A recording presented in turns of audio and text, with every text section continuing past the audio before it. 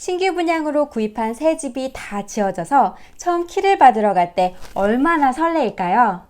콘도 매입 당시에 공사 진행 정도에 따라 매입 시점부터 키를 받기까지에는 적어도 몇 개월부터 길게는 2, 3년까지 기다려야 하는데요. 지난 4월 초에 키를 받으러 가시는 고객분을 따라 함께 유닛을 보러 갈 기회가 있었어요. 오랜 기다림 끝에 드디어 내 집을 보러 간다는 기대감과 설레임이 전해져 함께 덩달아 기분이 좋아지는 순간이었습니다. 하지만 키를 받고 나서 해야 할 몇 가지 중요한 일들이 있는데요. 내가 살 집이든 세를 줄 집이든 집주인이 반드시 체크해야 할 몇 가지 중요한 일들이 있는데요. 지금부터 함께 얘기해 보려고 합니다. 그럼 계속 주목해 주세요.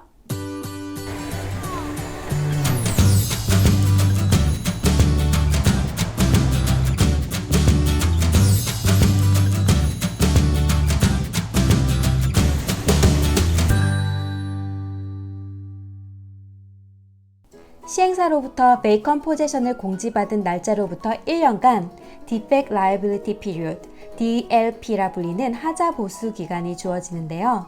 이 기간 동안 시공상 하자들을 체크하여 시행사에 공지하면 시행사는 한 달 이내에 하자 보수를 처리해야 하는 책임이 있습니다.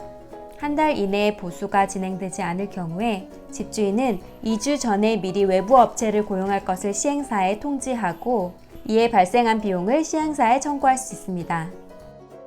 BCA 홈페이지에 나와 있는 하자 보수 단계를 설명하는 순서도에 의하면 대략 이런 과정으로 진행이 됩니다. 이 하자들 중에서는 페이턴 디펙이라는 명백한 결함과 레이턴 디펙이라는 잠재적 결함으로 나뉩니다. 벽의 실금이나 타일의 손상 등의 누가 보아도 알 수 있는 페이턴 디펙에 비해 욕실 바닥의 방수 등 눈에 보이지 않아 당장 발견이 불가능한 레이턴 디펙의 경우에는 하자 보수 기간 이후에 발견되더라도 각 항목의 워런티 기간에 따라 시행사가 하자를 보수하게 됩니다.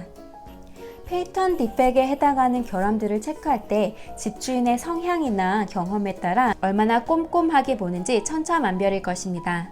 이에 BCA에서는 집주인을 위해 가이드라인을 제시했는데요. 바로 퀄리티 홈스, 홈 오너스 가이드입니다. 영상 아래 링크를 달아놓을 테니 참고하세요.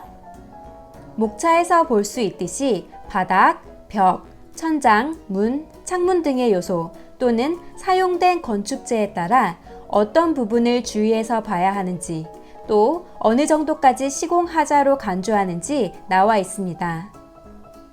이 가이드라인이 모든 분쟁 요소를 해결해 줄 만큼 자세하거나 모든 하자 가능성을 담고 있지는 않지만 결함들을 체크하기에 앞서 한번 살펴보시면 도움이 되실 것입니다. 결함을 체크할 때는 아직 전등이 설치되지 않은 상태이므로 낮 시간에 진행하시고 또 자연 채광이 닿지 않는 곳을 위해 손전등을 구비해 가시면 좋습니다.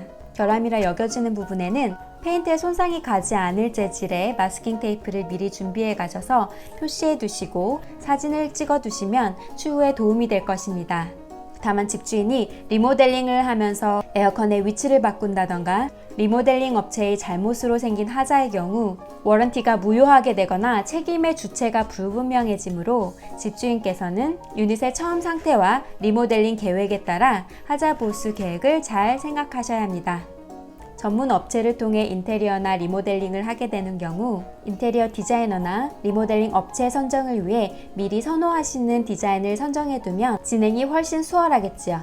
HDB 플랫과 달리 신규 분양 콘도는 주방, 세탁기, 냉장고 등 필수적인 요소를 거의 갖추어 나오기 때문에 당장 가구를 들여서 거주하시는 데 문제는 없겠지만 당장의 거주를 위해서는 최소한의 전등 설치와 또 커튼 제작 등은 미리 하셔야 된다는 거 기억하세요.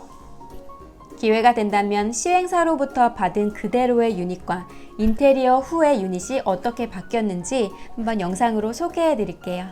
그럼 새집 마련 후에 해야 할 일들을 꼼꼼히 잘 챙기셔서 일생의 기분 좋은 순간의 일들을 순조롭게 잘 해결해 나가시기 바랍니다. 신규 분양 콘도 유닛의 임대를 위해 마케팅이 필요하신 분들은 연락주세요. 그럼 다음 영상에서 만나요.